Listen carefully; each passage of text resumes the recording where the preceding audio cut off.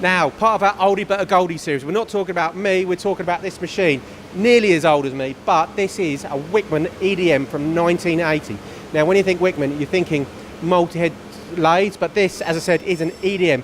Die sink, so we've got a huge tank here. So what makes this machine so special? As I said, yeah, huge tank, huge in the Z, so massive amount of movement there, and this is hydraulic with a shuttle valve, so no hysteresis. Movement is instant, so really, really accurate machine. And you can see in the background here, it's made from one casting, so basically it's solid, it ain't moving. Modern machines, they're great machines, but they're fabricated, loads of parts. This, as I said, solid, not moving. Next, digital data control, but they have added that sort of retrospectively. Now next, and old engineers with the true skills would absolutely love this. If we look in here, this is your manual control. So what you've got, you could change the voltage, peak current, and the on time and off time in microseconds. So you've got really close controls on your sparking system.